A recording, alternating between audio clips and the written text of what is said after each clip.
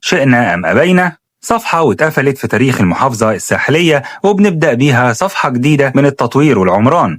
مترو أبو قير واللي بيربط وسط اسكندرية بأقصى شرقها، المناطق السكانية الكبيرة اللي بيمر عليها لحد ما يوصل للمشروعات التنموية الكبيرة واللي بتغير شكل اسكندرية زي مدينة أبو قير الجديدة وميناء أبو قير الجديد. كمان بيتغير معاه مفهوم النقل الجماعي في المحافظة اللي لأول مرة بيتم إنشاء مترو فيها، المحافظة اللي ضاقت بسكانها وبزوارها، وظهرت الحاجة لوسائل نقل جماعية تحل التكدسات المرورية اللي بتحصل في أكتر من مكان وعلى مدار السنة. علشان كده كان قرار القيادة السياسية والدولة المصرية إن يتم تنفيذ المشروع الضخم اللي تم التفكير فيه لأكتر من مرة قبل كده، لكن ما كانش فيه الشجاعة لتنفيذ حلول جذرية زي الفترة اللي عايشينها دلوقتي. عشرات السنين واسكندرية بتحلم بتنفيذ مشروع المترو اللي يليق بيها وبأهلها، لكن دايما ما كانش بيبقى فيه جديد، ودلوقتي اسكندرية بتعيش كل يوم جديد. تطوير وتنمية وعمران بيمتد لكل مكان. كمان من ضمن المزايا